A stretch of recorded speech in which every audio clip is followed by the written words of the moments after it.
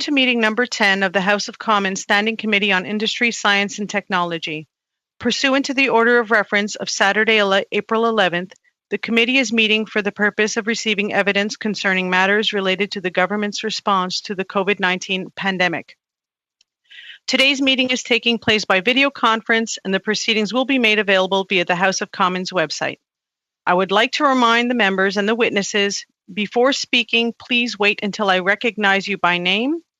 When you are ready to speak, please unmute your microphone and then return to mute when you are finished speaking.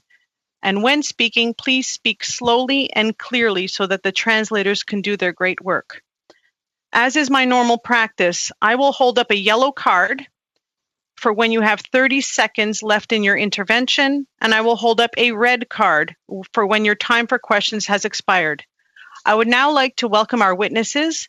Tonight we have the Honorable Marie-Claude Bibeau, Minister of Agriculture and Agri-Food, Minister Mélanie Joly, Minister of Economic Development and Official Languages, Sidika Mithani, President, Canadian Food Inspection Agency, Chris Forbes, Deputy Minister, the Department of Agriculture and Agri-Food.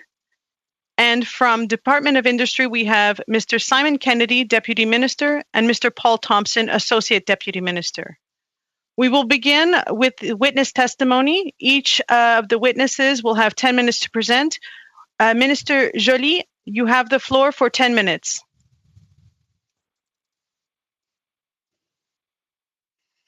Merci, merci. Thank you, Sherry. Hello, everyone. Hello, members of the committee, Marie-Claude. I'm pleased to be here with you in order to report to the members of the Industry Committee on the work done by the Economic Development Team, which includes the 6 regional development agencies, RDAs, in response to the COVID-19 pandemic. I'd also like to acknowledge all the staff who work behind the scenes to make these virtual meetings possible. Thank you for your commitment to our democracy. I just want to make sure while I speak to official.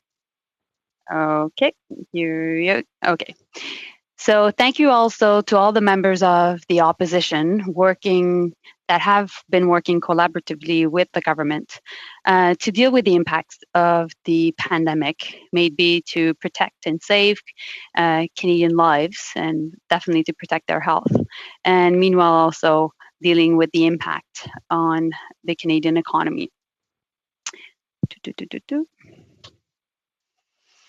I know some of you are from Alberta, and obviously I wanted to send my regards and really tell you that my heart and all our hearts are with you as and with all the people in Fort Mac and Fort McMurray right now as they're dealing with the impacts of floods.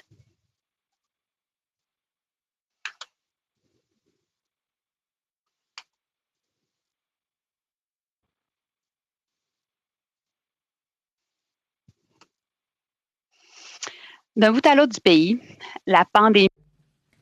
Across the country, the COVID-19 pandemic has triggered a whirlwind of uncertainty and anxiety among Canadians. All of our lives have been turned upside down. Such is the case for entrepreneurs and workers in small and medium-sized enterprises, and for the tourism sector as well, including the Indigenous tourism sector, which is facing particular difficulties. Over the past few weeks, we've heard from a number of entrepreneurs who, although their day-to-day realities are different, are experiencing very similar situations. These people work hard, they play by the rules, and they do whatever it takes to make sure that their companies thrive. Despite all this, they're now facing an economic tsunami that, until quite recently, would have been hard to imagine. These businesses are a source of good local jobs and of local pride. They are the backbone of our communities. We are at a turning point in the history of our country, and our decisions will ensure the success not only of our economy, but also that of our communities. What does this mean? This means that we need to have frank and honest conversations like the one we'll be having today, like the conversation that I've had with thousands of individuals, business leaders, associations, and entrepreneurs from all over the country since the crisis began. Through the most extensive economic assistance program in our history, we are putting money into the pockets of Canadians who need it, like those who have lost their jobs because of COVID-19 and who have access to the Canada Emergency Response Benefit. What have we been hearing? That our efforts are having tangible impact. Thanks to the Canada Emergency Wage Subsidy, businesses can keep their workers and rehire those they had to lay off. We've also put in place a number of measures for businesses, as Minister Ng indicated before this committee last week. However, even though we have a good social security net, we've heard that it is very difficult still for small businesses, and we made adjustments. They told us that they needed more support. And that is what Valérie Plante, the mayor of Montreal, said to me when we had a good discussion. And that is what we did with the support provided by BDC by broadening the criteria for access to support programs such as the Canada Emergency Wage Subsidy.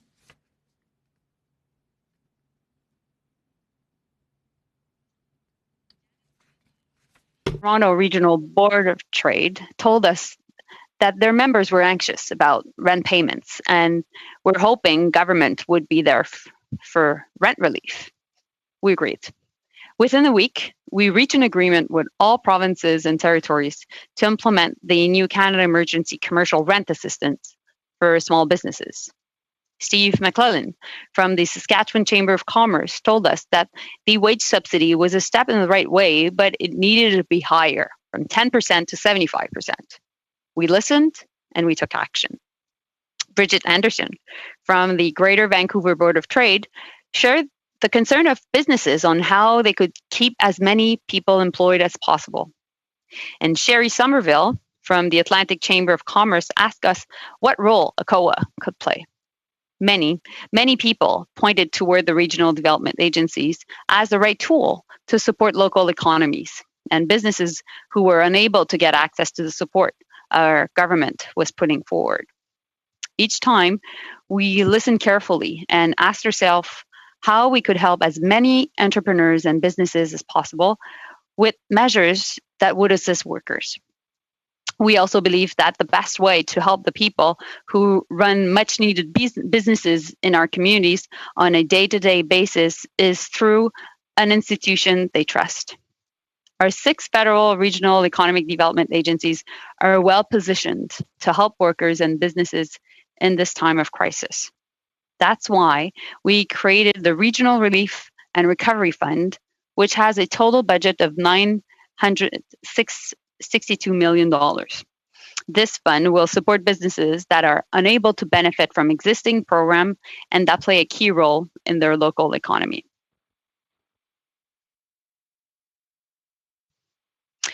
Plus précisément, Specifically, it will double support for regional economies. $675 million to support regional economies and $287 million to support the network of Community Futures Development Corporations, which in Quebec are called SADCs and in English CFDCs. And they play a vital role in our rural areas. This assistance will relieve immediate pressures and will help local businesses to pay their employees and cover their fixed costs. We need to protect our main streets and our local businesses, and that's what we're going to do with the help of these partners. The funding will be administered by the 6 RDAs, which are often the first point of contact at the local level.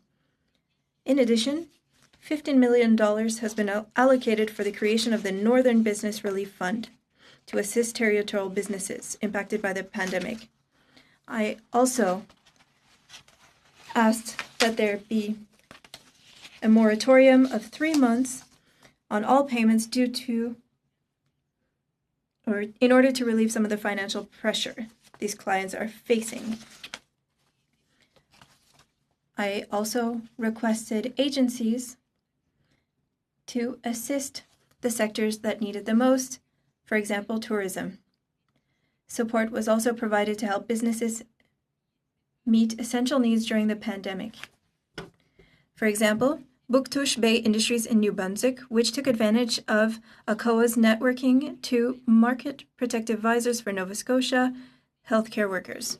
There's the group CTT, a specialized textile technology center in Saint-Hyacinthe in Quebec, which received funding to acquire the equipment needed to certify protective gowns for healthcare workers, a skill that had been relocated internationally.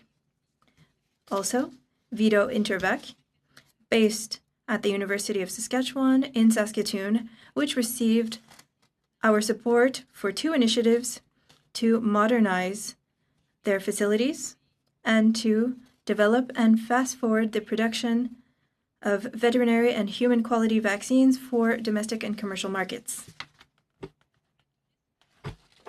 Tourism was one of the first sectors affected by the pandemic. You know as well as I do that tourism drives our communities, your communities, as well as regional economies across the country by creating good jobs and unique visitor experiences.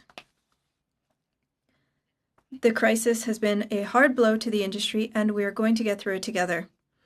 We've introduced a number of measures, and we continue to be in constant contact with the main stakeholders in the sector, as well as with the provincial and territorial ministers to ensure a coordinated approach and a clear understanding of regional issues. We are working with industry in order to understand the impact of COVID-19 on the tourism industry. That way, we'll be able to make better decisions in the future. During these difficult and uncertain times, Canadians can be confident that the government is there to support them. We remain vigilant and will continue to make the necessary adjustments. Our message to our workers and businesses is clear. We're there for you. And we have concrete support measures in all regions of the country. This also holds true for official language minority. Sorry, that's your time. Can I just finish my last sentence? Quickly, thank you. So, we're here for you. We're here for you now, in the coming weeks, and in the future. Thank you, and I will be more than pleased to answer your questions and to discuss with you. Thank you, Madam Minister. I would like to now invite the Honourable Marc-Claude Bibeau to speak. You have 10 minutes. Thank you, Madam Chair. English and then switch in French.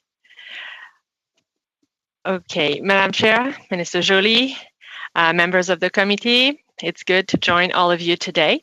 I would like to mention that my Deputy Minister is on the line, as well as the President of CFIA, Chris Forbes, and Sidika Mitani.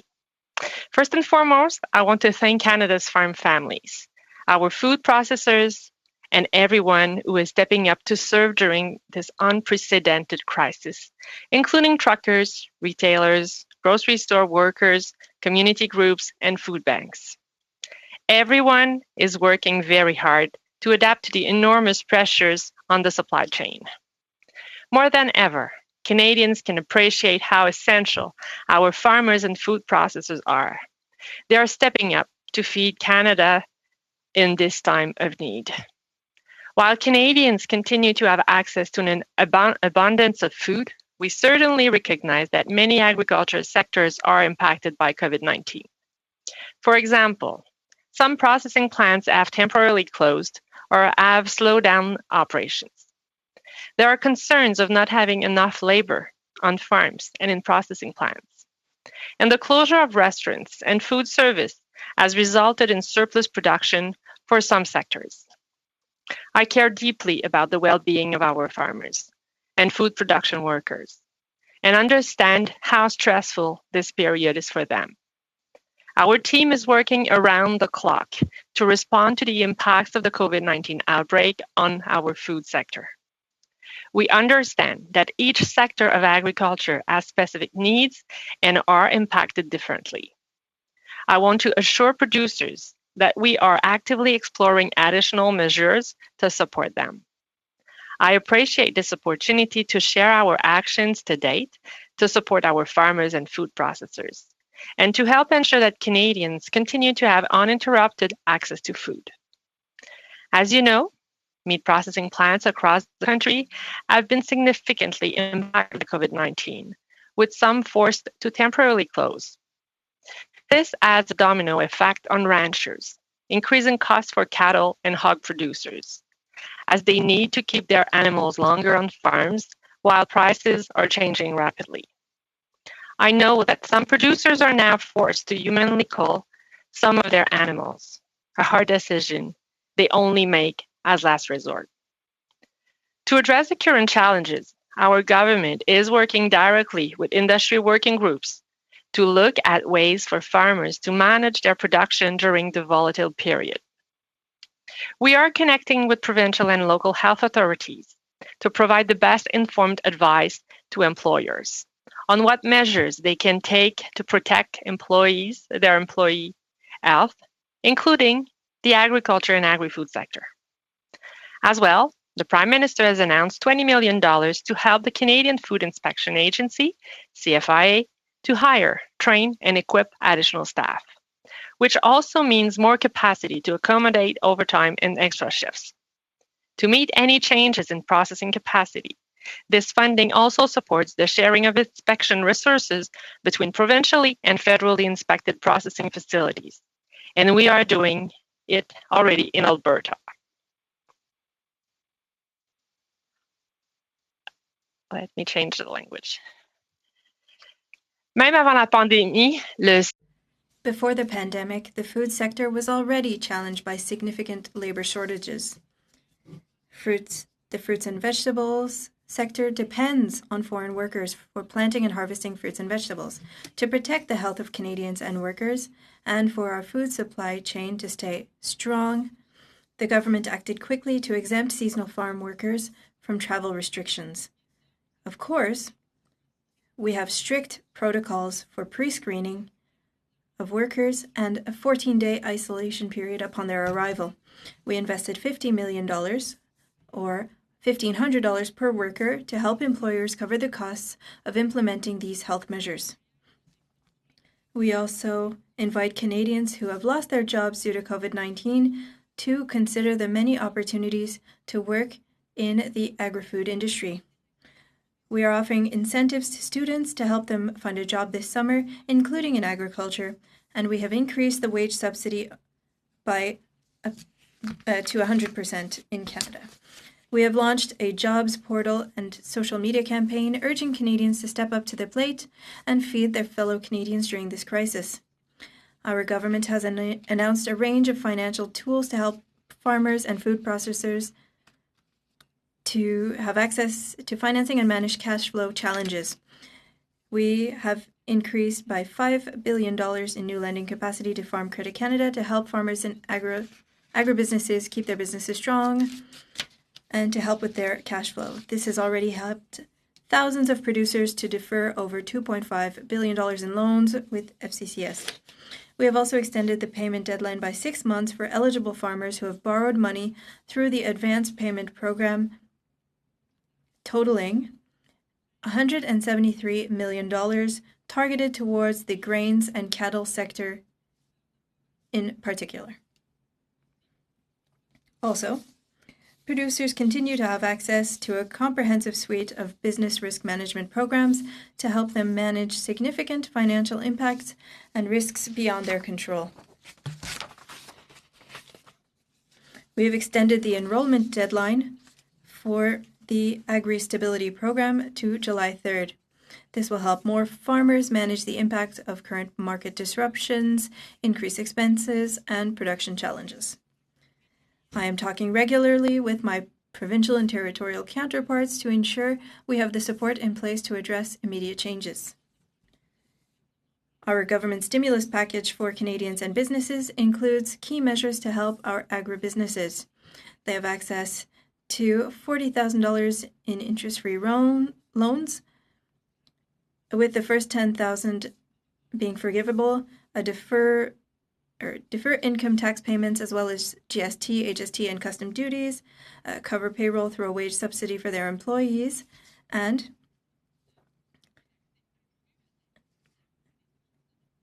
there is also access to regional development agencies for businesses not eligible for the other federal COVID-19 measures. Trade is also vital to our food supply, and it is the lifeblood of our industry and our economy. We are thus working hard to keep our agricultural products moving around the world. Canadians and consumers throughout the world need to have access to safe, affordable, and nutritious food. Last week, I participated in a virtual meeting with the G20 agriculture ministers to share our responses and experiences and enhance global cooperation. As well, Canada and 23 WTO members signed a joint statement to reinforce international cooperation on trade in agriculture and agri-food products. This will help to protect and promote food security, nutrition, and the health of people around the world. I also had calls with Sonny Perdue, the United States Secretary for Agriculture, and Victor Villalobos, Mexico's Secretary for Agriculture. We recognize that collaboration and trade are essential for food security throughout the continent. We reiterated our engagement regarding the flow of food and agriculture trade. There are also, of course, food banks and community food organizations that are stepping up in a big way during this crisis. They had to adapt, find new volunteers, minimize interpersonal contact, and offer more home deliveries. The government acted quickly and dedicated $100 million to support food banks and other organizations on the front lines under the Food Policy for Canada. These organizations can use the funding to purchase, support, and distribute food. They can hire temporary staff to fill volunteer shortages, and they can implement biosecurity measures and purchase personal protective equipment. Madam Chair, I would like to thank you, and I would also like to thank the workers in the agriculture and agri-food sectors. I know that things are very difficult for them right now, and I will continue to work with industries, with the provinces and territories as the situation evolves. Step by step, we are giving our farmers and food processors the tools they need to continue their vital work. We are going to be here to support them through this difficult period. Thank you.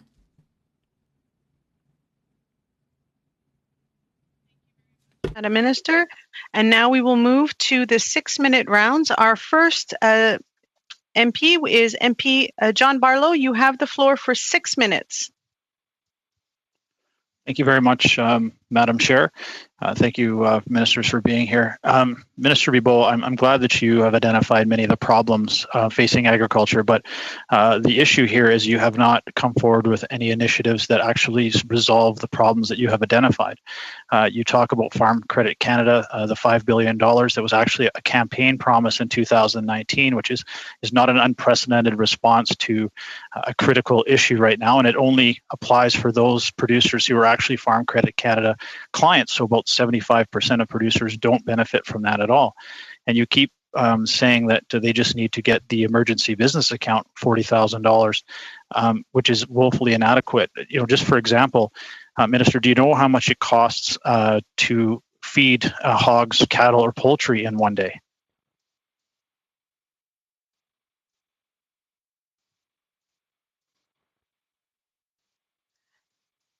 Minister, you're on mute. Alors, je comprends bien que pour les grandes I understand that $40 million for large companies is nothing significant. It can be easily spent in 1 week, but you also mentioned the $5 billion that can be offered as loans through Farm Credit Canada, but agriculture companies, as other sectors, also have access to other very beneficial loans that were offered through all commercial banks in the country. Minister, most agriculture producers do not qualify for any of these programs. And let me put this as an example. One pork producer in my riding, Arnold Busacombe, has about 16 hogs he puts through his farm per month. And he's already lost more than $200,000 since COVID started. And his feed bill in 1 month is almost $300,000. I have Feedlot Alley in southern Alberta, and their costs on feed for the month of May alone are more than $2 million. The emergency bank account program does not work. The wage subsidy they cannot qualify for. What programs, if anything, are you going to be announcing in the near future to address this critical situation within the hog, cattle, and poultry industry?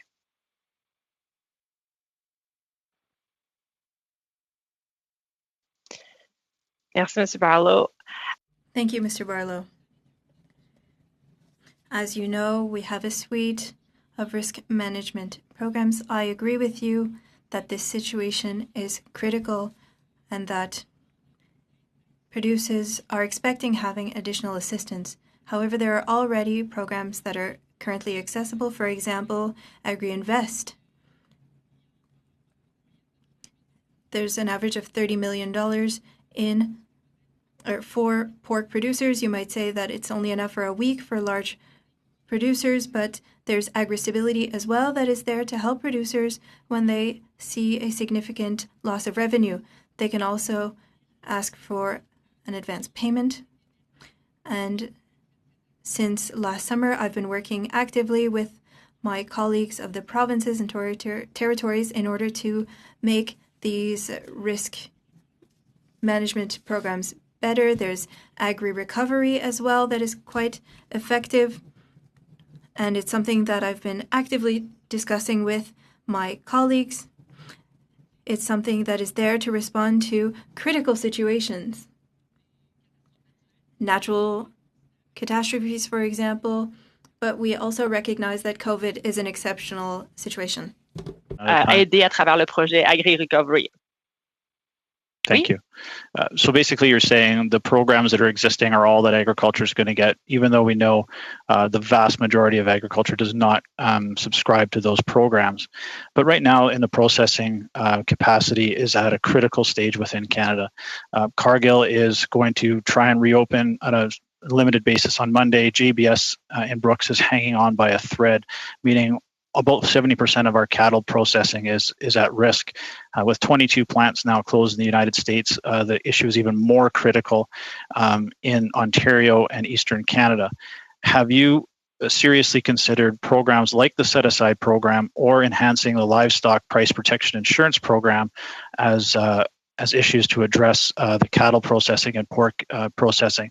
You really have two choices here. Either you do something to ensure that the processing plants can remain open, or you do something for the producers themselves, because they are going to have to start euthanizing animals, which none of us want to see when we're on the verge of a food crisis.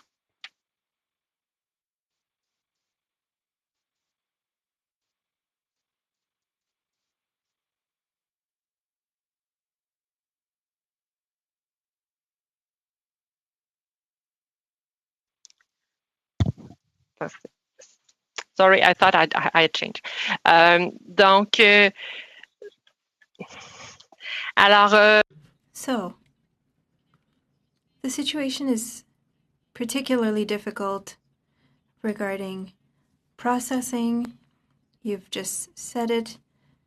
The Cargill plant had to close a couple days ago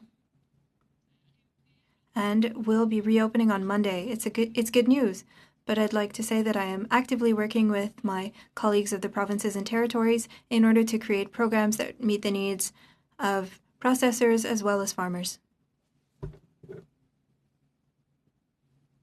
Merci beaucoup, Madame. Thank you, Madam Minister. Round of questions goes to MP Assassi. You have 6 minutes.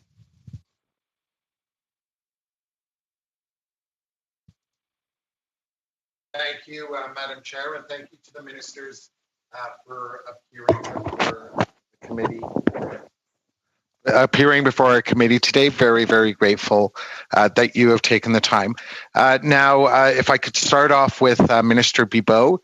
Minister Bibeau, you have made it abundantly clear that these are very challenging times for our farmers. And you've also touched on how incredibly important it is that there be federal and provincial cooperation. Now, one of the programs is the Business Risk Management Program, which allows our farmers to mitigate and manage risk. As I understand it, it's a cost-sharing program between the federal and provincial levels of government.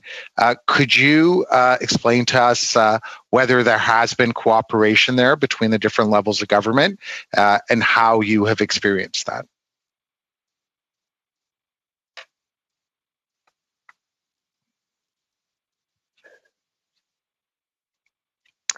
Yes, thank you. The business risk management program actually includes different programs. The one that we hear the most about is agri-stability.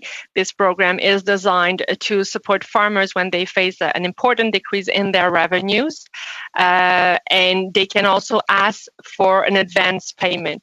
I would say that the program that we are discussing the most right now with different provinces is agri-recovery, and we are having ongoing conversation to see, depending on the provinces, the reality is not exactly the same. The level of challenges for the different sectors is not necessarily the same either. So this is one way, I would say, one option that is on the table. And there are many others, as the set-aside program for the beef sector that has been mentioned earlier. So we are really at the point right now, these discussions are advancing well.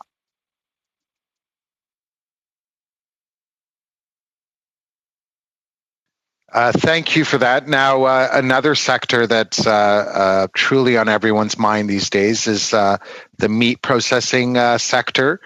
Obviously, food security is something that we take very seriously. Now, as I understand, there is a division of responsibilities, again, between the federal and provincial levels of government.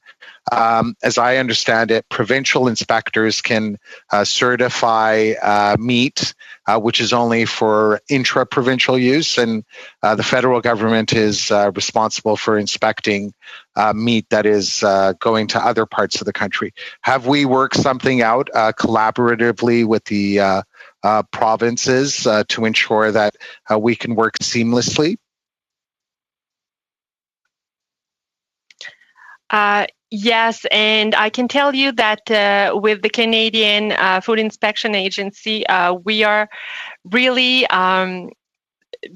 working hard to make sure that we will be able to offer all the services to the food processors, amongst others. And we have had, we have a pretty good collaboration with the provinces, and it started with Alberta.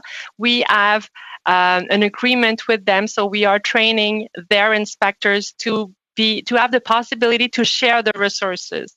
And if we face a food shortage in one province or one territory, then in such a particular circumstance, CFI is absolutely open to allow some movement between provinces or territories, even if it has been inspected under a provincial authority and not a federal authority. And the president might correct me if I'm doing wrong, but I think this is an agreement that we have already started between the Northwest Territory and Alberta. Sidika, Dr. Sidika, can you just confirm or compliment? Madame la Minister, you're absolutely right. We are working on an agreement with provinces to look at interprovincial trade. Thank you. Thank you.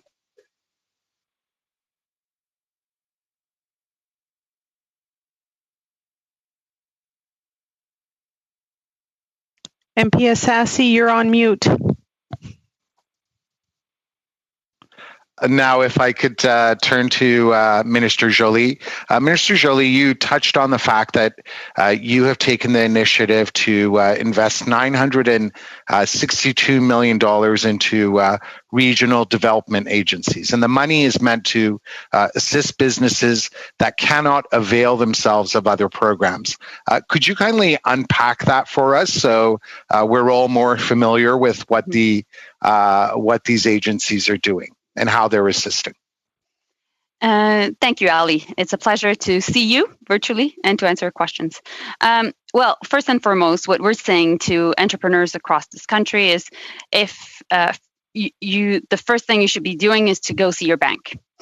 If that's not working, definitely the BDC is there to help. There's the CEBA account, obviously the $40,000 with a $10,000 forgivable. And there's also the wage subsidy. Good news, the wage subsidy was businesses can start registered since Monday. As of this morning, there was 50,000 businesses that had used the wage subsidy. And I think the chair is saying to me that I don't have enough time, but I can answer other questions regarding the $962 million. Thank you, Thank Minister. you, Ali. Thank you so much. Our next 6-minute round is Sébastien Lemire. Vous avez 6 minutes. Sébastien Lemire, you have 6 minutes. Thank you, Madam Chair. I'm going to ask a question regarding a very simple concern for small and very small businesses. Those that pay through dividends that are left behind from the programs that have been announced. We can't find the right way to help them. This is a reality for agricultural producers. I was quite satisfied to see that there would be a measure for very small companies to help rural communities by giving them access to capital. 12 days later, we're still waiting on the details of all of this. How is it going to work? What criteria will be applied? Working with SADCs means that there can be a bit of flexibility, but the question remains, when will there be measures available for these very small companies? Thank you, Sébastien. We were able to discuss many times over the past weeks, and I heard you regarding increasing funds for CFDCs, and we are all in favor of increasing funds for CFDCs. The goal of these CFDCs is to be present in rural communities, to help entrepreneurs and businesses that need to have access to liquidity and funding. So we are going to be massively increasing their funding. I was able to talk with Hélène Delaurier, president of the CFDCs, who is quite satisfied with the new funding. It's going to be loans that will have about the same conditions as what we're offering for bank funding, so $40,000 or wage subsidies, but we also want to be able to cover companies that are not able to qualify. So we're increasing the social security net, but we're reinforcing it now so that nobody falls through the cracks. That's the goal. And that's why quite quickly money will be able to be sent to companies. So in a parliamentary committee, we still can't know when that's going to be available. The scoop is that it is coming quite soon, colleagues. All right, a follow-up question. For agriculture, I live in a riding that is fairly rural. I met with agricultural producers and I asked them how they could be helped and what kind of requests that they would like to share, especially for employment. In the summer jobs announcement, where we said that we'd be funding 100% of salaries, where there would be a new period in order to share the needs for students, but without new money in that program, it created needs, and we were not able to meet those needs as MPs. And we're talking about more than 60 producers in my region. 15% of them in the region shared their labor needs that are significant. And because of the size of these companies, they currently don't meet the threshold for current programs. So for assistance programs for labor, is there a program such as summer jobs? Is there something that could be adapted for agriculture? How could we reinforce the foreign worker program for the different regions? How could we truly share the needs of the agriculture sector so that they can meet their needs for labor? Could we have perhaps a loyalty program for employees? Is there a solution there that could be explored? Yes, thank you. For years, we've been needing the help of foreign workers, and we know that there will be fewer of them. In April, we received 11,000 of them when we were expecting 13,000. The challenge will be significant in the coming months. Today I got great news. Guatemala will be able to get their visas. And so Quebec Farms were quite happy with this change in our procedures. We want to encourage Canadians and students to work in our agriculture companies. That is why we created a new platform which allows people who are interested in the agriculture sector to have access to different employment portals for summer jobs. I'm going through the same reality in my writing, so I understand what you're saying.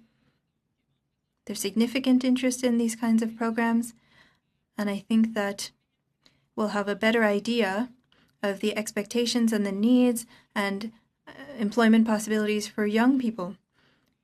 And we'll be able to see what we can do for regions such as mine or yours. I have a quick question.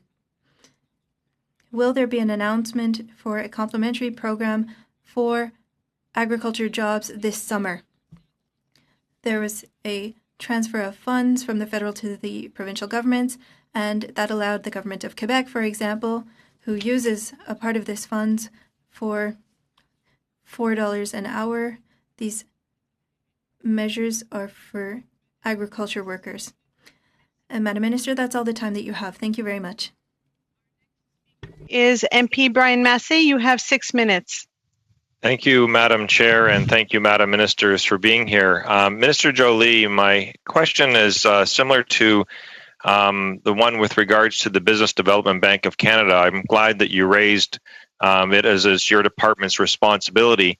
Now, recently, the department, they offered loans under the government's liquidity programs at prime minus 1.75%, but quietly raised their rates this week to prime only effective May 1st, and took this 1.75% reduction reference off their website. Are you aware that the BDC is raising its rates for small businesses in Canada during the crisis, and did you approve of this decision? I didn't want to say that the BDC was under my purview. It is not. This is not what I said. Maybe the translation was an issue. It is under the purview of my colleague, Mary Ying. What I said is that if businesses are falling through the cracks and are not able to have access to the BDC, they can then turn to their regional development agency, which includes, in your neck of the woods, Brian, FedDev, and definitely there's funding there for them. So that would be my answer. Well, we do have that, but how do you feel that you're going to then get more businesses coming to your program? So who should they call then? For example, I have a business, Morton Wholesale, which does food distributions. They compete against American giants with regards to food services in Southern Ontario. The BDC program is not favorable, nor the ones that you've offered yet. Who do they contact specifically to get some assistance? And then second of all, how do you feel, though, that the rates are being raised by the BDC on small businesses that you're trying to help? Well, definitely they should contact their bank. That's always the first thing. Regarding the BDC, it's the first time I hear that, so I thank you for raising that. I'll definitely follow up with Minister Ying on that question, because we know that we have to be there for businesses, and there's a cash crunch right now. The cost, like the burn rate of businesses is very high because fixed costs are high. So we're trying to address that through wage subsidy, through rent relief. And so definitely we need to make sure that credit is available and available fast. By the way, Brian, I just wanted to mention that I had the chance to talk with the mayor of Windsor I have limited time. Yeah. And he actually mentioned the importance of having liquidity very, very fast for all businesses. No, I appreciate that. I don't mean to cut you off, but I have limited time here. And again, who do they contact then in the development agency? Who's your point person for those that fail their bank programs? So they go on the Canada.ca website under the Regional Development Agency. We don't have a specific person down here?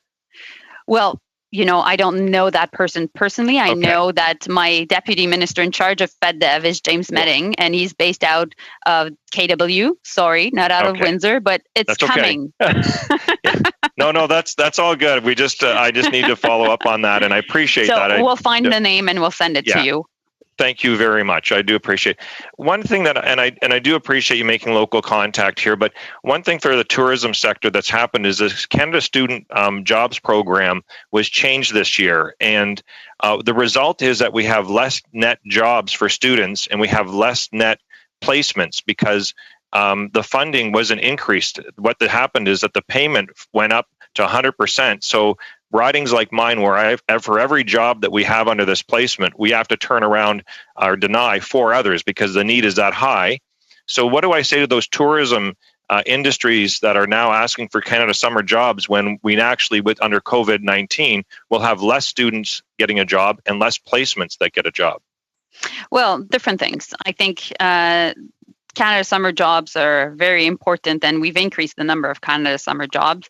For more specific questions, obviously Carla Qualtrough, the minister in charge of the program, could answer you. But what we've done, though, for the tourism sector is first and foremost engage with them because they've been hard hit. And I agree with you. Your city has been hard hit in the tourism sector because they're the canary in the coal mine. They were the first hit, and they'll be impacted also in the future. So we're working to make sure that the CBA account, the wage subsidy, all the rent relief, all the measures we're coming up with are targeted for the tourism sector. Okay, can you follow up with this in particular for the tourism sector, because they rely on summer student jobs and they actually prefer that program, but because of the terms and conditions of the program changing to cover 100%, we do have less placements hours because we're picking up more of the cost. So I'm just hoping that the government tops up that, and then you'd not have a reduction of students and placements. So I'm convinced, Brian, you'll be able to talk to Carla about it, Carla Qualtrough, but I'll also follow up on it so we can work together. I appreciate that. We just need a champion for tourism because it's really important. Okay. Thank you. With that, I'm going to continue with something I brought up last time, a single event sports betting. I know that I have a brief time now. That law needs to be changed, or $8 to $10 billion will be lost to organized crime and offshore when this pandemic concludes and there's back to single event sports betting that takes place. Will the government change this law? So I know that you submitted a private member's bill in the last parliament about that. We had the chance to talk about it after my last INDU committee appearance, and I had the chance to talk to the Minister of Justice, and so I look forward to continuing the conversations. Meanwhile, I think the tourism sector being so hard hit, we have lots to do also to help the tourism sector. It's one line in the criminal code. Thank you. Thank you so much. Thank you, Madam Minister. We now move to MP Dreeshen. You have 5 minutes. Well, thank you very much, Madam Chair, and to Madam Ministers. Thank you so much for being here. My question will be to Minister Bibeau. Last week, a spokesperson for Agriculture and Agri-Food Canada told CBC that the federal government is developing a new aid package for the ag sector, and with an announcement expected extremely soon. So now that we recognize that we have situations where animal health is becoming a problem, we've seen the things that have happened in nurseries where bedding plants are having problems getting out, in the springtime. We also have seen massive investments in things like tulips and so on that where people are having to hang on to these things. So, and of course, grain farmers, especially out in our neck of the woods, are still trying to finish off last year's crop before they start putting this year's crop in. So farmers need some assurances that they can go and plant their crops this spring or send their livestock to market, and that the COVID-type stressors have been recognized and are being compensated for. And they can't wait for things to roll out at normal government speed. So I think really the key thing is, can you tell farmers today that this so-called new aid package that was announced is going to come here in the next 2 weeks, and that it's going to have some meaningful measures to assist this vital sector of the economy. And in addition to that, I have a question on as far as business risk management. We know that ag recovery is something that might be considered, but is the federal government going to be taking the lion's share of that cost? Thank you, Mr. Drishin. I can tell you that we are working very hard to bring additional measures to support the different sectors of agriculture. You mentioned the meat sector, the fruits and vegetables are important and are facing very important challenge right now. So it's a bit too soon for me to make any announcement. Still, we have different options on the table. We have these discussions with the provinces. But I would say that for today, I want to tell the farmers that yes, we have their back. We'll be there. But they already have access to the business risk management. I know they're not perfect, and we're working with the provinces to improve them. Okay, well, that's but still. Yeah, that's great to know. But as I said, the other point is when it comes down to the decision as who's ending up paying for this, the federal government has a great commitment that it's going to be requiring, because there is a share between the provinces and the federal government as well. On April 16th, you noted that the government is examining efforts to get unemployed or underemployed Canadians into jobs on farms, given the pending labor shortages and the fact that many of the temporary foreign workers who would normally come here will likely have trouble doing so because of global travel restrictions. And you just mentioned Guatemala a moment ago. But as you know, the planting season is already here. So my quick question is within the next 2 weeks, are farmers going to see any tangible initiatives or programs to go along with that commitment of April 16th? Yeah, so as I said, we're working very hard to get as many foreign temporary workers as we can, and it's moving in the right direction. It's encouraging, but still it won't be enough. This is why we have put in place the portal, Mettez la main à la pâte, Step Up the Plate portal to encourage people to find job in the sector. And once again, it's too soon for me to announce anything, but I'll just remind you that we have transferred from the federal to the provinces for them to put in place measures to incentivize people to work in essential services, including the ag sector. Okay, well, thank you. Now, of course, the issue with processing plants, shipping products, and so on, we have situations here where cows that would have been $1,400 a week before this happened are now $700. We've got situations where people are having to bring cattle back from the auction marts because they can't get bids. So these are problems that are happening. I just hope that we don't talk about the $40,000 as being one of those main issues, because it certainly is not something that is going to work. And of course, we have to make sure that that we find animals that aren't being processed, that we have an opportunity to make sure that everyone is whole. Thank you so much. Unfortunately, that is all your time, MP Drishin. We now move to MP Johari. You have 5 minutes. Thank you, Madam Chair, and I'd like to welcome both ministers to our committee. Let's start with the question that my colleague asked, and Mr. Joly, you are going to embark on depackaging the $962 million. Specific questions I have too. Number one is what financial services or what financial supports are available on top of the rent assistance and wage subsidy that is coming through these two programs, and how they're distributed by region, and how do you make that decision? Okay, so thank you, Majid. It's great to see you virtually. So $962 million is great news, because when you look at usually the budget of the regional development economic development agencies, it's $1.3 billion. So we're pretty much close to doubling the budget. And usually the RDAs are there in times of, for the recovery to really help in terms of stimulus. It is the first time that we're really using them to stabilize an economic situation. And so it's $962 million, which is divided in two. $675 million for the RDAs themselves, and the RDAs administer a fund that goes to the community futures organizations. In some places of the country, it's called CFDCs, and in Quebec, it's called SADC. That's why Sébastien Lemire was asking me questions about that, and that's $287 million. For that part of the $287 million, it's really for rural places, rural communities that sometimes don't have access to a bank. They don't have a bank, or the next financial institution is 100 kilometers away. So the SADC and the community futures organizations are there to support the local gas station, the local hair salon, or the local restaurant. And they provide loans for smaller amounts, but they're key for rural communities.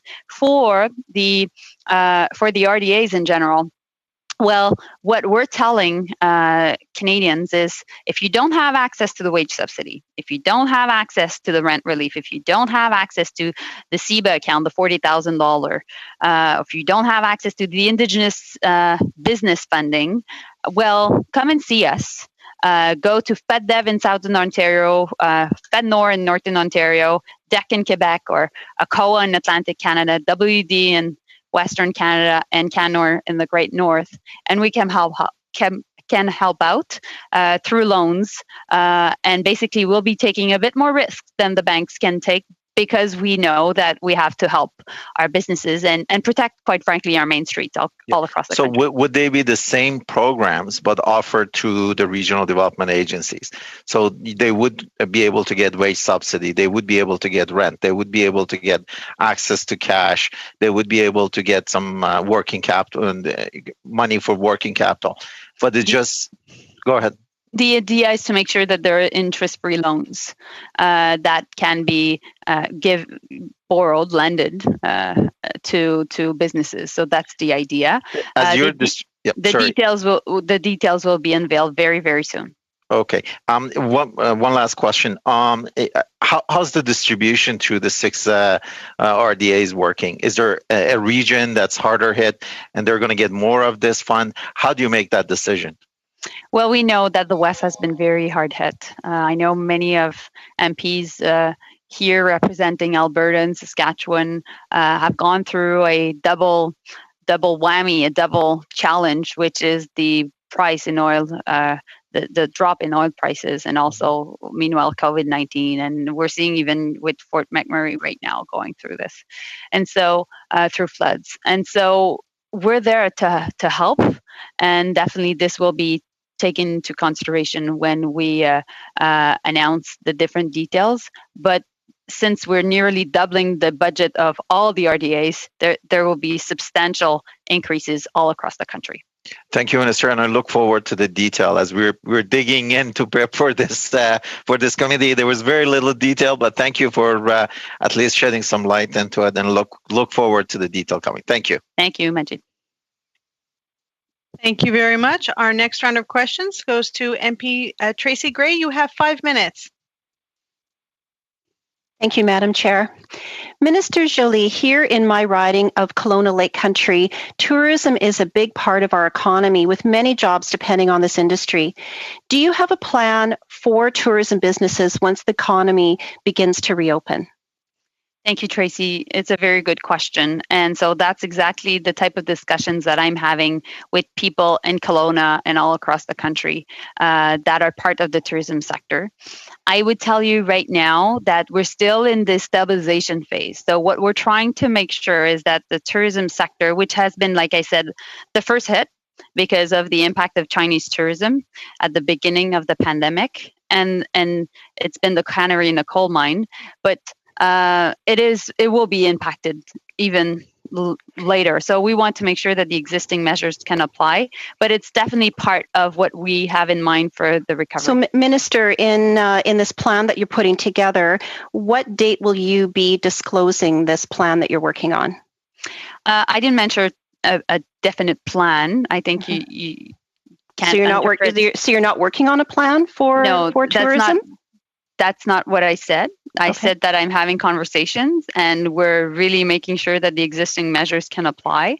What I can tell you also is I had a conversation, and that's not, I don't think it's public, with the G20 ministers of tourism last Friday. And tourism is down by 45% as of now internationally. And we think that at the end of summer, it will be down by 70%. So definitely, this is an industry that is deeply affected. And so, yes, we'll have to make sure that we take that into account. Thank you, Minister. I mean, it would be really great. Thank you, Minister. It'd be really great to know if you're working on a plan. I mean, especially with tourism, ensuring that the government does their job to provide, to make sure that the provinces have enough ventilators and PPE and testing kits so that they can have accurate information, and so businesses can better prepare as we reopen our economy will be very important. Minister Tracy, Joly, if you have ideas for a plan, please feel free. It would be great to have a conversation about it, and to hear your ideas would be important for me. Well, as you said, you've been speaking to a lot of people in the tourism industry, and I've seen lots of correspondence that where they have forwarded from many people in the industry. So I'm sure you've had lots of communication as well. So Minister Joly, let me know. I want to let you know about a specific example here where your measures for tourism operators are really falling through the cracks. In my riding, Predigo Electric Bike Rental in Oyama, owned by Sheila and Murray Fraser, and Avista Villa, which is a beautiful bed and breakfast in Kelowna owned by Sherry Cote, both have something in common. They rely on tourism, and they've recently invested in capital expenditures, and they're both not applicable for the Canada Emergency Business Loan because they do not have $20,000 in payroll last year. They pay themselves, but not part of a payroll system. And we know that your government is well aware of this, and I questioned the Minister of Small Business last week on this. And so as the Minister responsible for tourism, are you going to fix this requirement? Well, I think you could say to Sherry and your other constituents to have a conversation with Western Diversification in Kelowna. I think it's worth it. That's why we came up with funding, and I think this could definitely be another tool to the toolbox as they're trying to find support. So what I'm hearing you say, if I'm hearing you correctly, is that your government is not looking at amending this, that you're looking at them applying for a different program other than this, that they won't be able to apply for this particular program? Tracy, I don't think there's an issue with translation. What I'm telling you is that it would be great for them to have access to another option. And of course, they can have a conversation with WD. And being the member for Kelowna, having at heart the interests of your constituents, I think providing that information to them will help them, because people are going through anxious times, and we're there to calm their anxieties. Yeah, okay, great. Thank you. Thank you very much for that information. I have a couple of questions for Minister Bibeau, if I may. So under the Regulatory Reconciliation and Cooperation Table work plan set out by the Canadian Free Trade Agreement, the federal provincial standardization of food and meat inspection regarding abattoirs is due to be completed in 2020. And one of the concerns raised in the table is about the high cost and amount of time it takes to register a meat processing abattoir federally so that it can export interprovincially. So can you confirm if this specific issue has been resolved? Unfortunately, MP Gray, that's the only time we have. The next round of questions goes to MP Lambropoulos. You have 5 minutes. Bonjour. J'aimerais premièrement remercier. Hello. I would like to thank the Ministers Bibeau and Joly for being here with us tonight. My first question is for Minister Bibeau.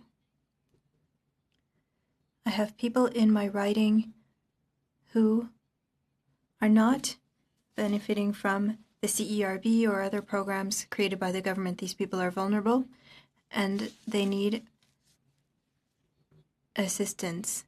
The interpreter would like to note that her connection is not good. There are organizations in my riding who are trying to offer food to the vulnerable people in my riding. Can you tell me which measures were put into place to help with food stability? Oui, merci. Yes, thank you. Food banks were affected by COVID, there was an increased need, and there were also fewer volunteers who are often seniors. So we created a fund, $100 million. $50 million goes to the Food Bank Network of Canada, and in Quebec, the Groupe des Moissons. The Club des Petits Déjeuners. What we want is that for all regions to be covered, first and foremost. There could be a small organization that is not linked to one of those national partners, but we will recommend creating a partnership with groups that are well recommended. If a community is not well served, we're going to try very hard to find another partner. Thank you. This is an important issue for workers. Hello? Can you hear me? I can't hear you.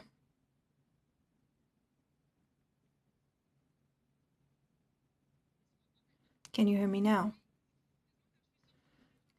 Sorry, when I'm on the French channel, I can't hear anything. I have to go to the floor. Go ahead.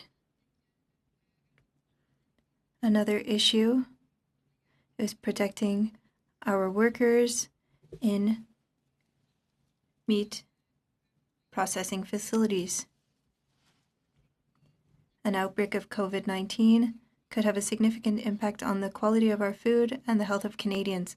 What has the government done to protect these workers?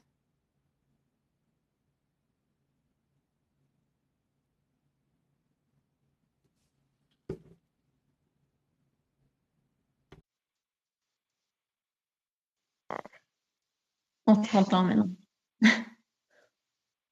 We can't hear you. Sorry, I just have to go to the French channel for things to work. The way things work with processing plants, and you're right, in certain plants there are issues because in these jobs workers are in close quarters and there was contamination before measures could be put in place.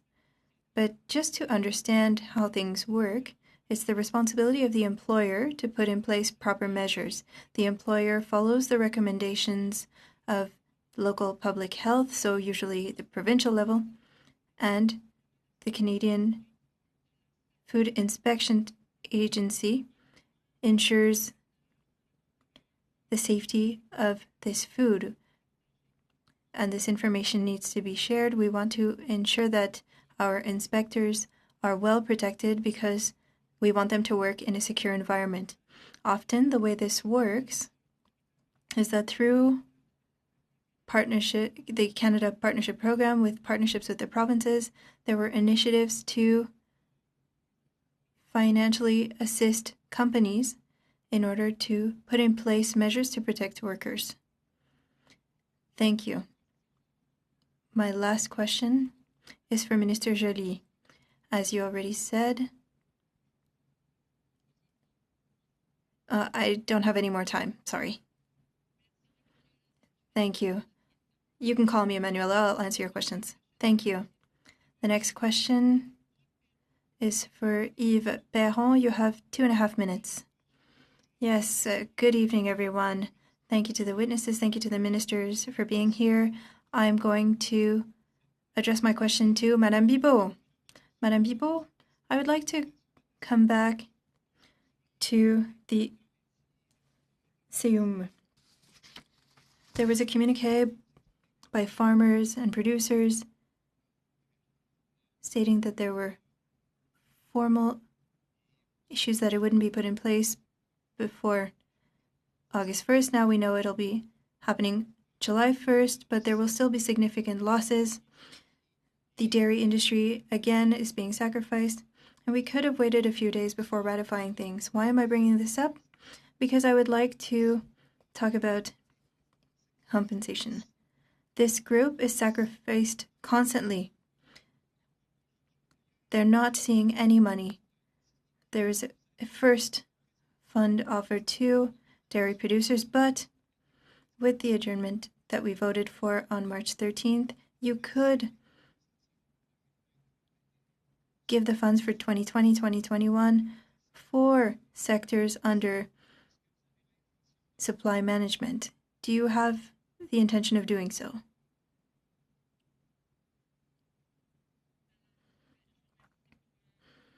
I would like to thank you for this suggestion.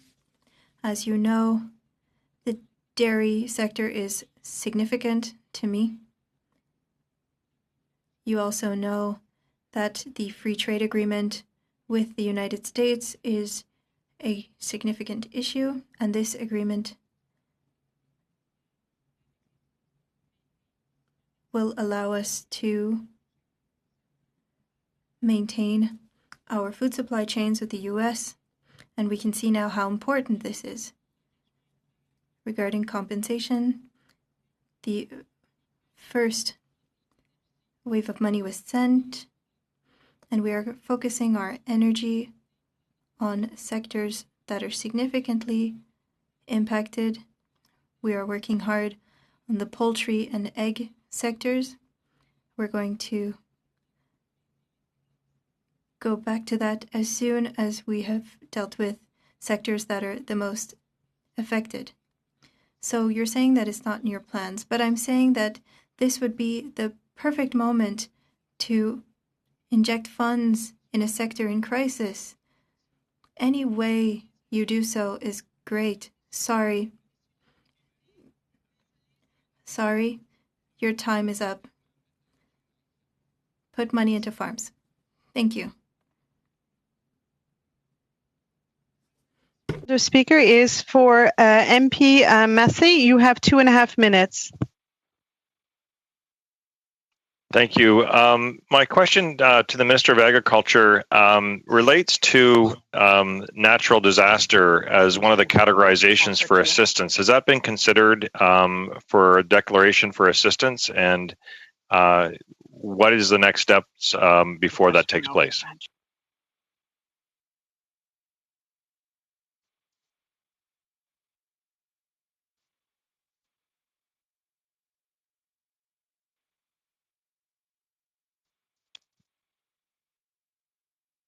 Madam Minister, I believe you're still on mute. I'm sorry, but I was changing the channel from French to English and I missed the question. Oh.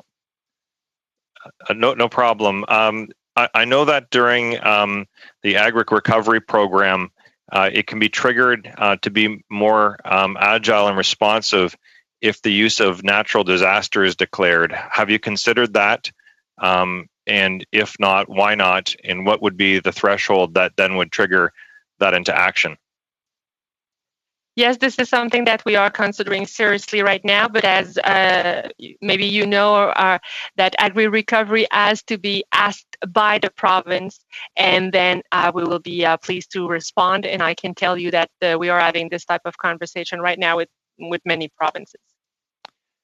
I know that some provinces have requested that. Is there, I guess, a timeline that you think that you'll have these discussions with the provinces and then get a response out? What's kind of the anticipation of the government's threshold before the full decision is made by either yourself or with cabinet to trigger that action?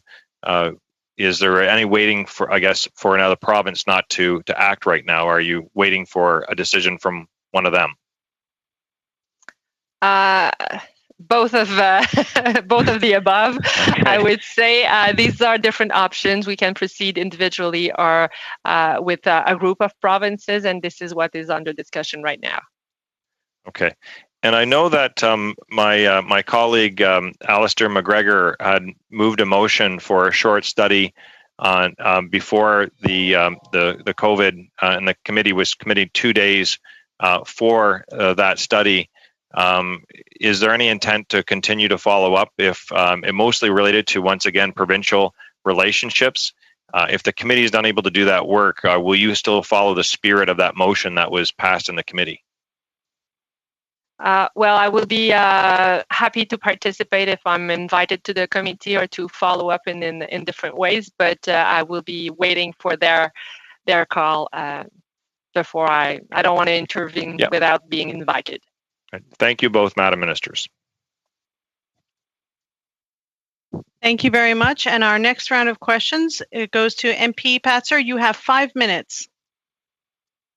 Thank you, Madam Chair. My questions will be for Minister Bibeau. Last week, I asked the Deputy Minister of Industry, who was here again today, about securing domestic supply chain, especially for food. He said that they were working together with your department on the issue and recommended that we hear from you. So first, what shortages are we dealing with in our supply chain, and how exactly have you been working on securing our supply chain?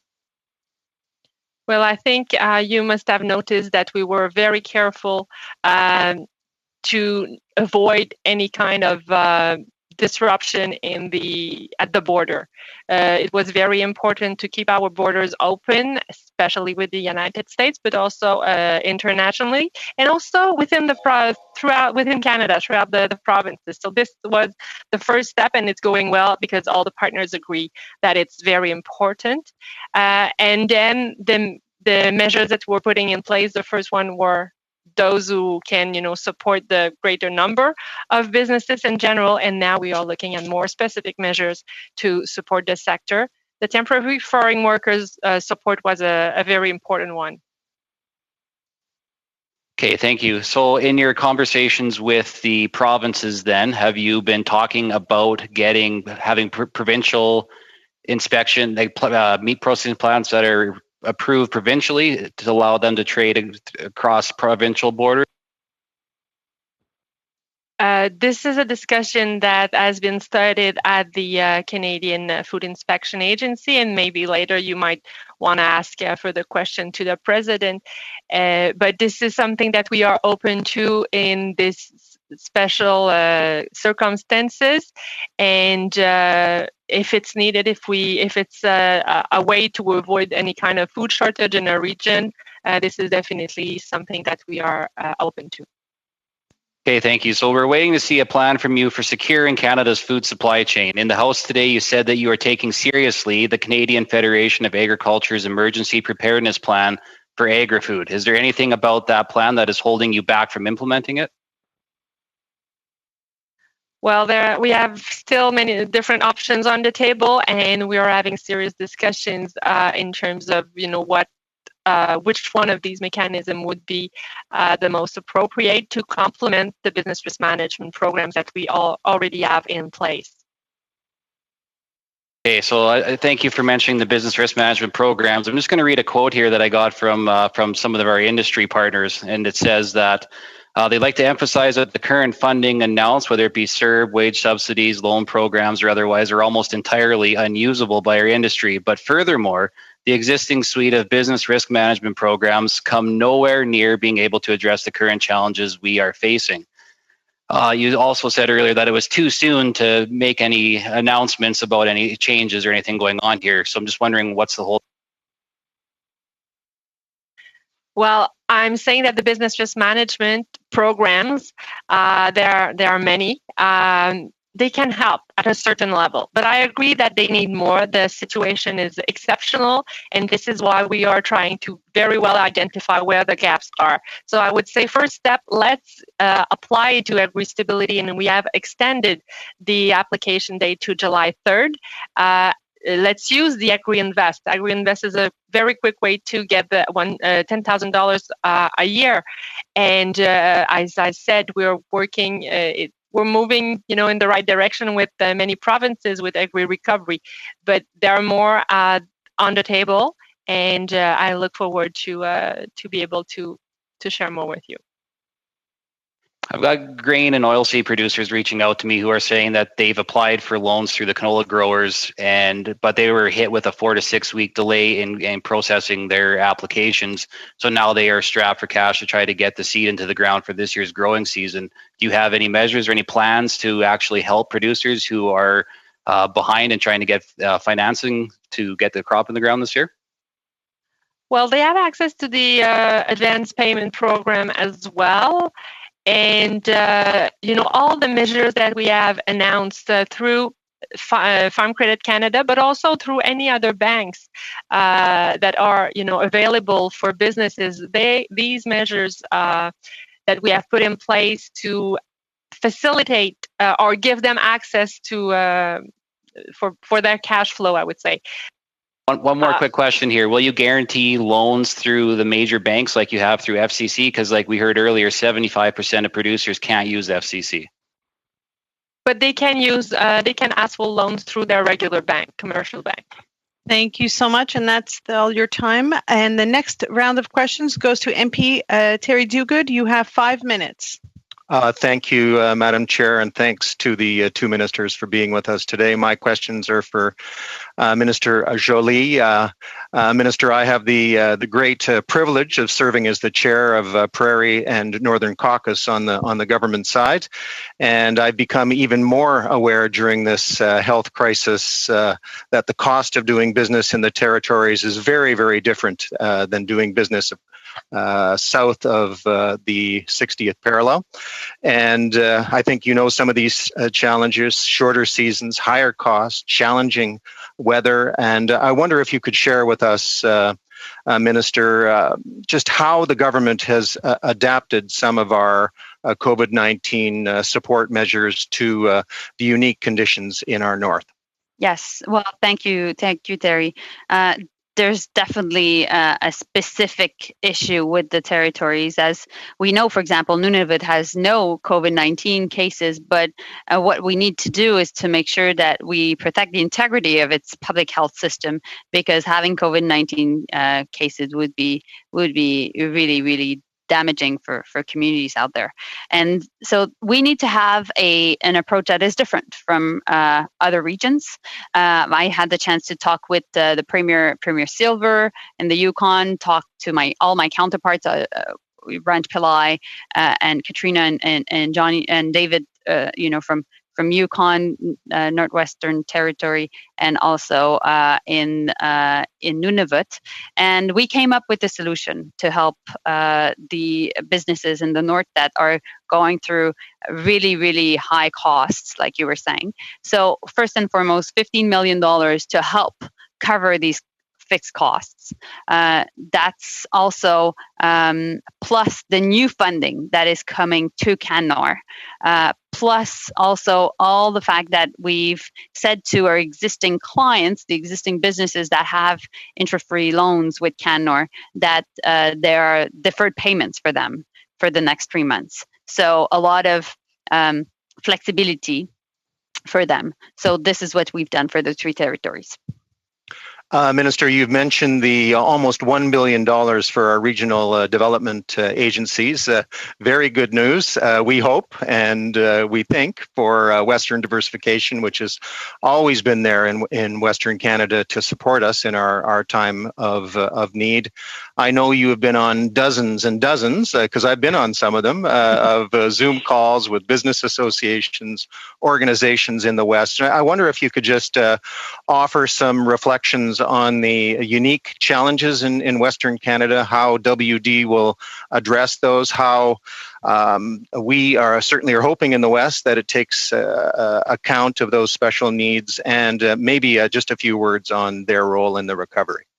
Yes. So different things, as you mentioned, we had the chance to do many Zoom calls with the Chambers of Commerce in Calgary and Edmonton that decided to collaborate together to have a Zoom call. And then with all the Alberta Chambers of Commerce, with all the Saskatchewan Chambers of Commerce, and then one with the Regina Chamber of Commerce, one with the Saskatoon Chamber of Commerce, one with the Manitoba Chamber of Commerce, one with the Winnipeg Chamber of Commerce. So, and and also in BC, same for the Surrey, Vancouver Board of Trade, and also we had really a lot of good conversations. At the beginning, our wage subsidy was only at 10%. And businesses were telling us we can't survive if we don't increase really our subsidy approach as a government. And that's why through these conversations, basically we decided to change our approach up and to go to a 75% wage subsidy. They also called us on rent relief. And so within a week, we were able to talk to premiers, get a deal, get a solution, and the rent relief program will be starting mid-May. Now, as I mentioned a bit earlier in a question that was asked by colleagues, well, definitely we know that there's an issue in the West because of the impact, particularly in Alberta and Saskatchewan.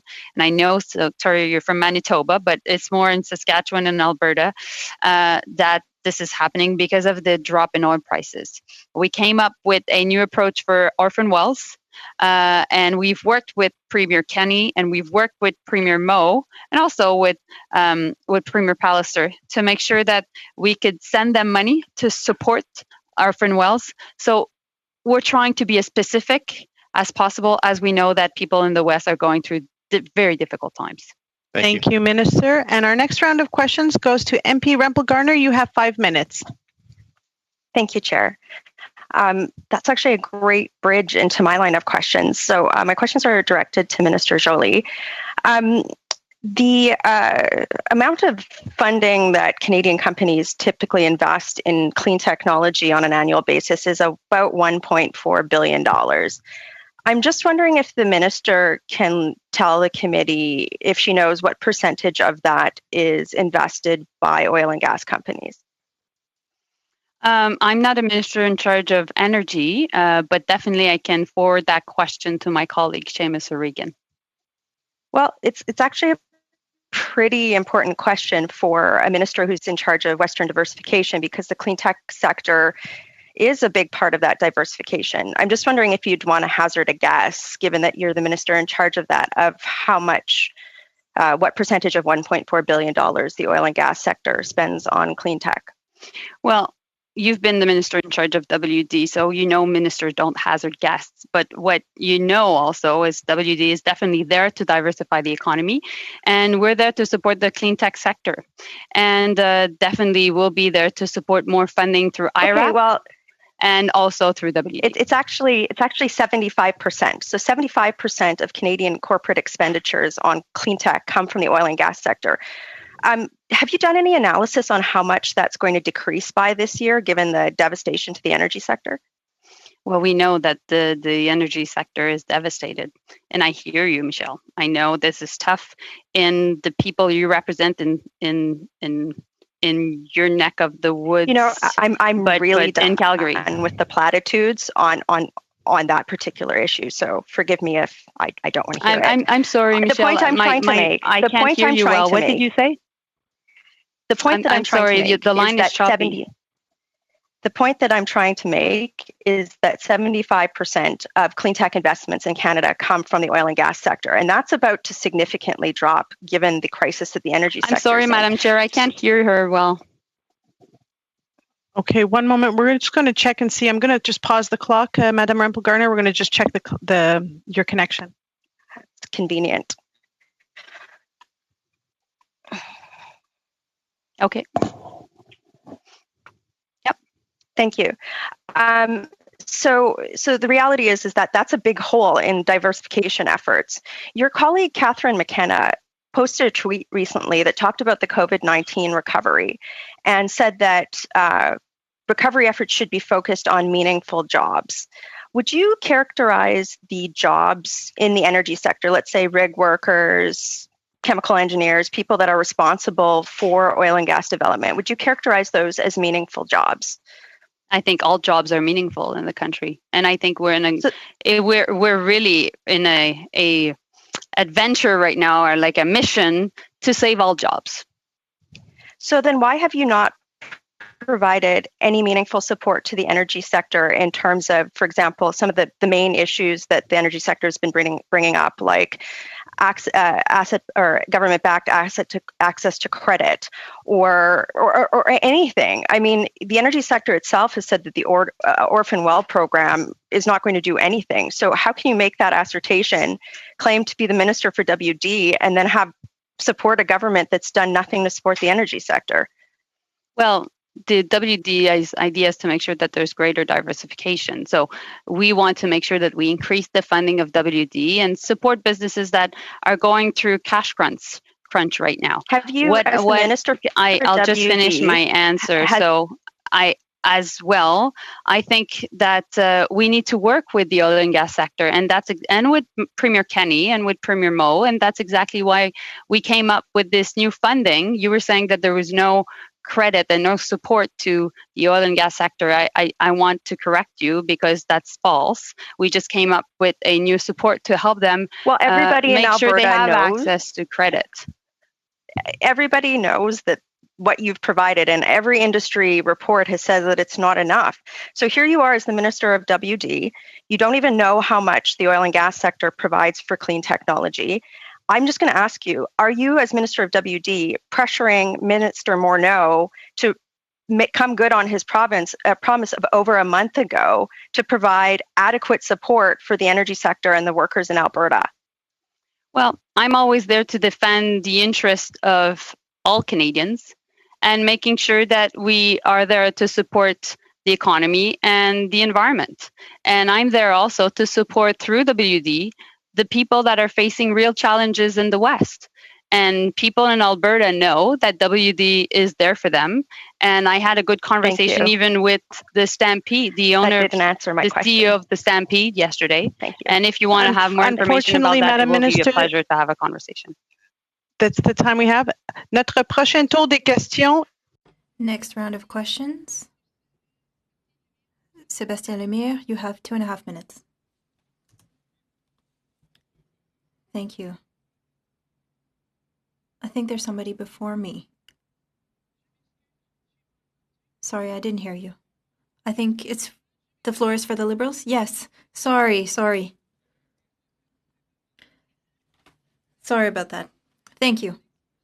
For Mr. Longfield, you have 5 minutes. Thank you so much. And in that spirit of cooperation, I'm sharing my time with Paul Manley from the Green Party.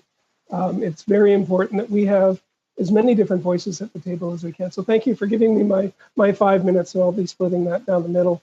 I have a question, first of all, for Minister Joly, and a staggering group of Western people that you spoke of through the Chamber of Commerce network.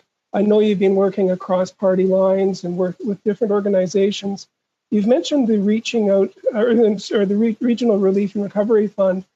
And I've been working with our local municipality who's also been hit hard. They've had 600 layoffs with the city of Guelph.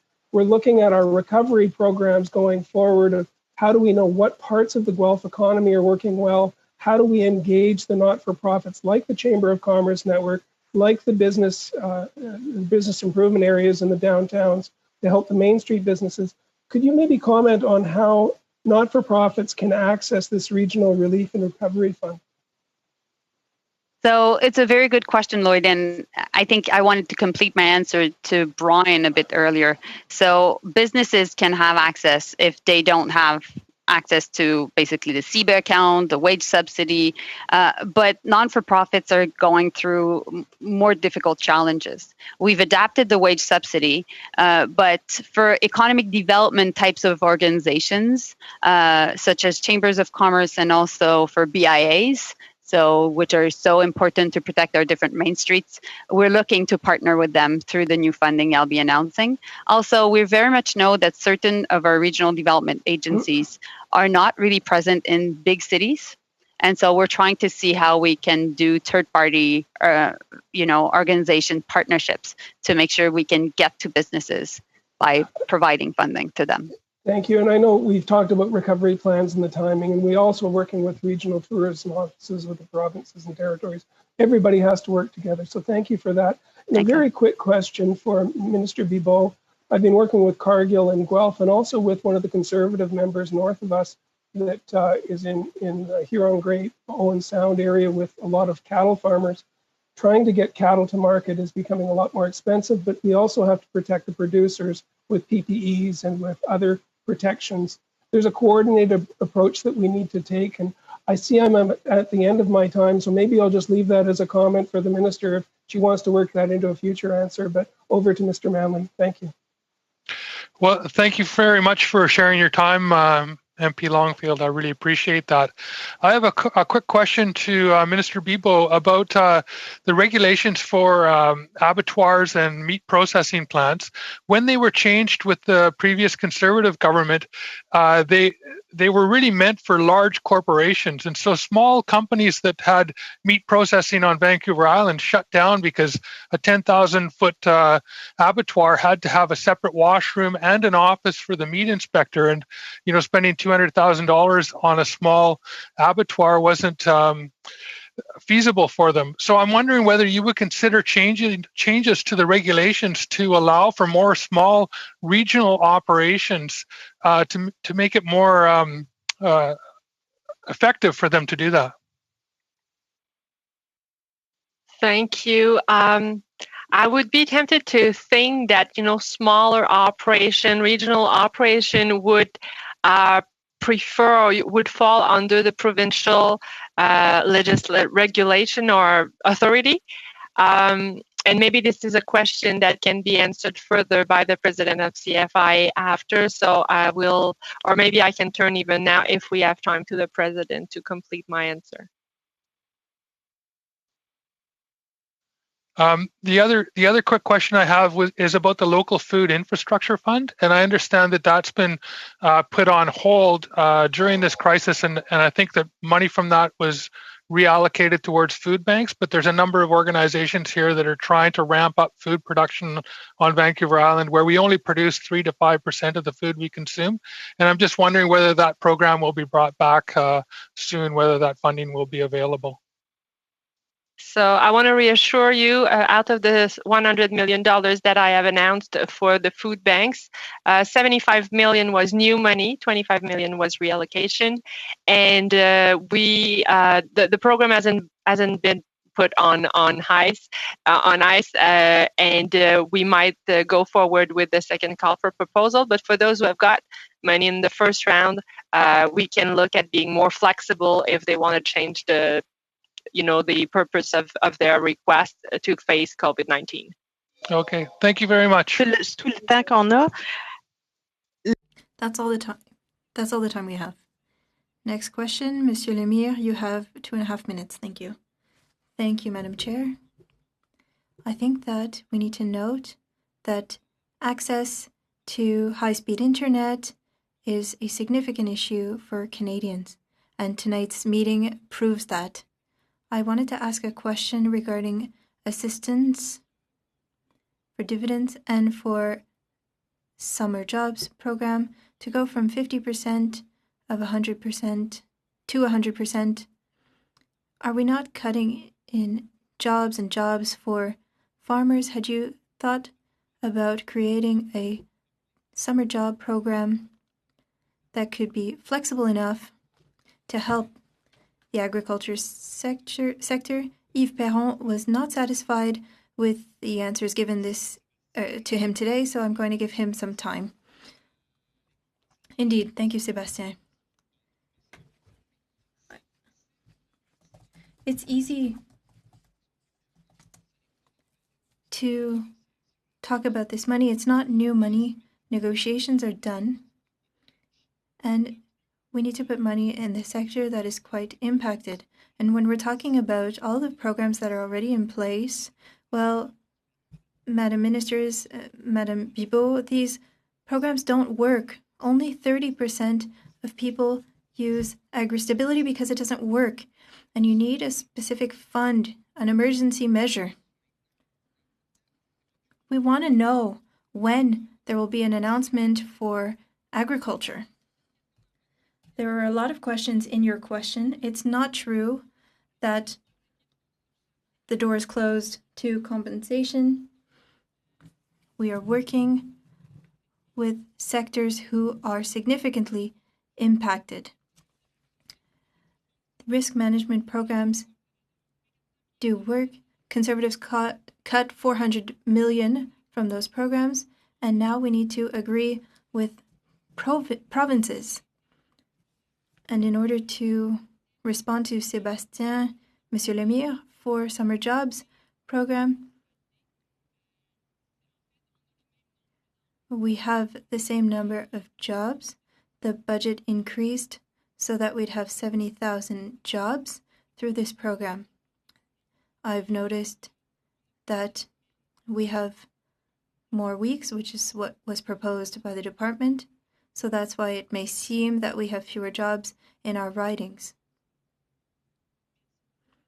Thank you, Madam Minister. Goes to MP Massé. You have 2.5 minutes. Thank you, Madam Chair. And back to Minister Joly. With regards to tourism and the funding that we've allocated for advertising internationally, Canada moved to more international visitation models over the last number of years, and the CTC did.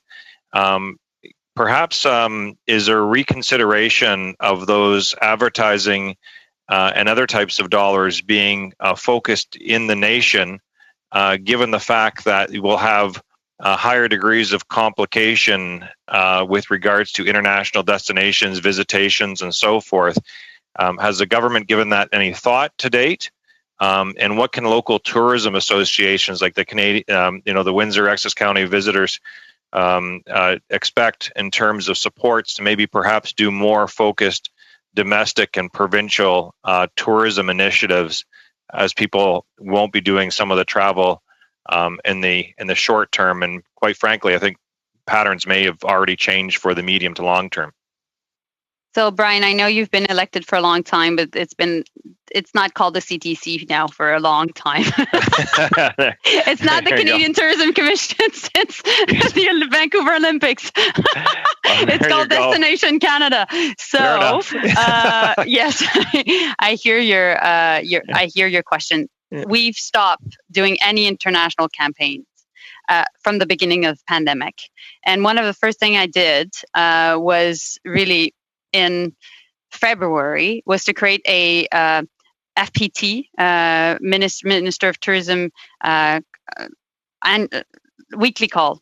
So I've been talking with Lisa McLeod every week, and we're all trying to coordinate. Yes, we're thinking national campaigns, but I would say before talking about national campaigns, we'll be there to support local tourism. Yeah, that's what I meant. Then eventually regional, then national, and then international.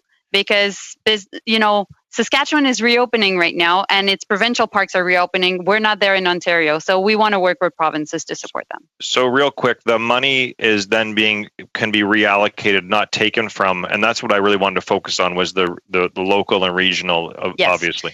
And when I was last year the Minister of Tourism, what I did was to refocus a bit more Destination Canada to local, national efforts, not only international efforts, because a lot of the tourism was mainly in the three big cities, Montreal, Toronto, and Vancouver.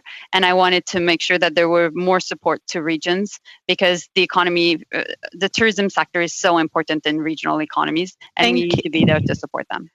Thank you, Madam Minister. That completes our third round. We do actually have some time remaining, about 12 minutes. If you'd like, we can start a fourth round, if that's okay with folks. So the only thing is, I don't know who would be next on the list for the Conservative. We have a 5-minute round.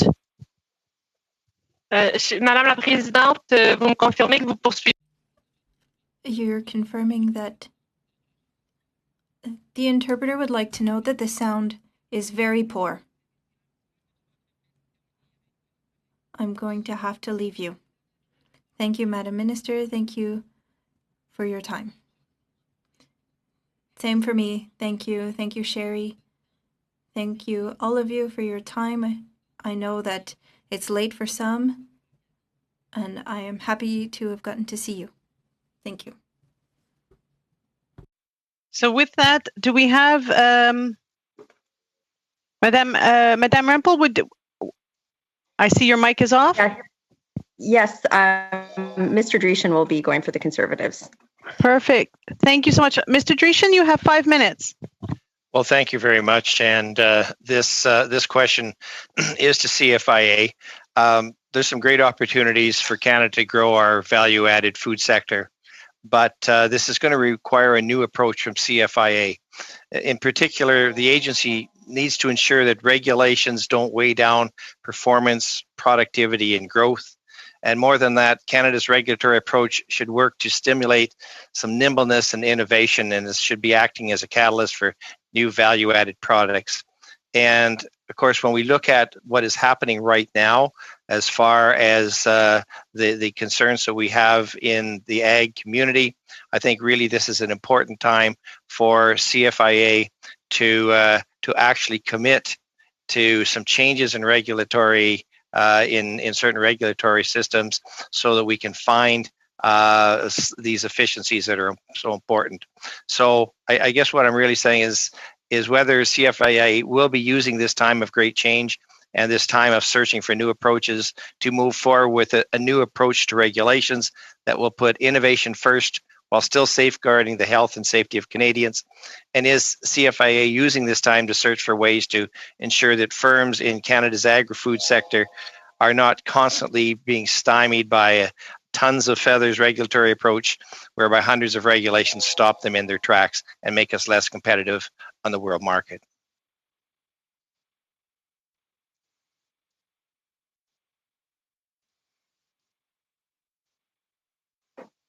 Thank you,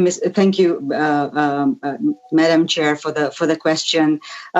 Thank you for the issues that you've identified around the regulations and CFIA. CFIA is not only taking the opportunity right now to look at regulations, but has been doing over the last year or so, where we've looked at regulatory modernization. So if you go back to the regulatory modernization and some of the information that is out there, we have looked at regulatory review, looking at burdens, obstacles around regulations, and looking at how we move forward. We've worked with industry, we've worked also with provinces to look at how we reconcile some of the issues around regulations to ensure that there is both the mandate of the CFIA is being fulfilled. So yes, we will be looking at that. We will be looking at regulatory modernization. Great. Well, that's great. We'll make sure that our regulations are nimble and agile. And in order to have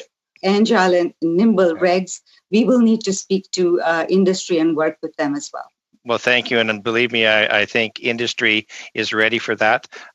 Speaking of some of the issues, will you still be submitting negligible risk status for BSE on time, regardless of COVID? This is an extremely important issue, and it's certainly something that I believe you should be seized on, because it's the only way that we can expand our processing. Thank you for the question. And yes, the BSE submission is still a top priority despite the COVID-19 crisis. Okay, I guess the other question that I would have we seem to be going a lot faster when we have the department people. We're seeing processing plants closures all over the country due to COVID-19, meaning animals are unable to get processed and available to Canadians. But the Health of Animals Act allows for compensation for farmers in the event of a depopulation due to animal disease. I'm just curious, what steps are you, is CFA making to ensure that it could potentially allow for these circumstances as well? And because, as we know, the current BRM programs won't be enough or not be effective for poultry, beef, and pork producers. So the Health of Animals Act and regulations are really focused on disease only. What we are talking about in this certain circumstance is an issue where this is humane slaughter. So I would say that I'd like to defer to my colleague, Chris Forbes. Maybe he can shed some light on this. Certainly, and I'm sure Chris can talk about the nimbleness that might be important here. Thank you, Mr. Dreeshen, and thanks, Sadika. I think the point, we certainly are looking with provincial colleagues at how we might use programs like the Agri-Recovery Program, which is for extraordinary costs which depopulation or extended feeding of animals could certainly be the kinds of costs that would be covered under a program like agri-recovery. I think the minister talked a bit about that earlier. Thank you, Deputy Minister. That's all the time we have. We now will go to MP Longfield. You have 5 minutes. Thank you. I've been kicked off my laptop and gone onto my phone, so I'm hoping I'm still okay and you can hear me. I'll be splitting my time with Ali Assesi as well. I just have the follow-up of the theme I had started at the end of my last question was around the support for the producers. We know we have to protect animal health on the producers' side and the beef farmers in particular, but then we also have to protect human health on the processors' side. I've spoken with Cargill and Guelph. We've talked about the situation in the High River and the need for PPE for staff and all the different things that the business itself is doing to ensure the health and safety of its employees. And yet the employees are still nervous coming into work, knowing whether they would go home with an illness that they didn't leave home with. Could we comment on, through AFC, how we're working with Health Canada to ensure the health of the people working in producing plants, or processing plants? Thank you, Mr. Longfield. Yeah, I mean, we were in pretty regular contact with, first of all, with the industry, and in particular, in this case, with the Meat Council and others, to talk about some of the challenges and make sure that those are well understood. And I think the sector has been, I think, quite effective in terms of responding to keep employees safe. I think they've done a really fantastic job in the plants. And we have engaged the Public Health Agency, Health Canada, and provincial public health officials, obviously, as well, have been quite involved with individual plants. And I think the system has that kind of collaboration of bringing people together has actually worked quite well. And the last thing I'll just mention is the Canadian Centre for Occupational Health and Safety and PHAC both have, a Public Health Agency of Canada do have guidance out, which I think can be quite helpful for everyone. Great. Thank you very much. Over to Mr. Assisi.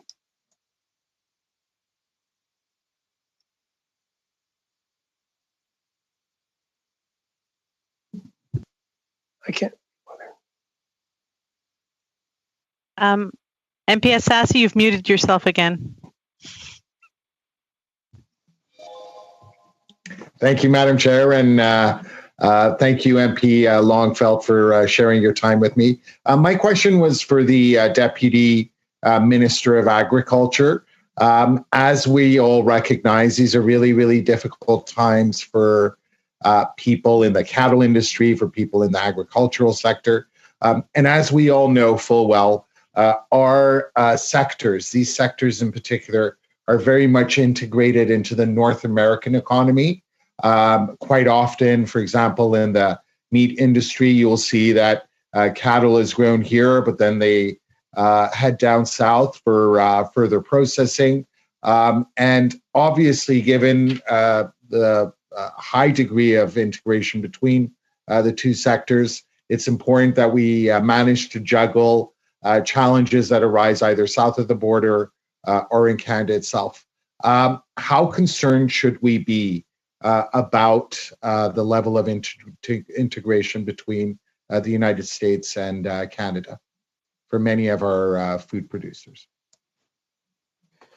You know, I would say first off that I think the level of integration has served us quite well. You know, if you look at the food system overall, the minister talked earlier on about keeping the border open, and indeed, it's an issue in the pork and beef industries, but in many parts of our food system, when you look at the products we buy, they're a mix of Canadian grown, US grown, processed on either side, and that includes the beef sector. So I think first and foremost, I'd say we should be, thankful that the borders have remained open and that strong integration has served us quite well.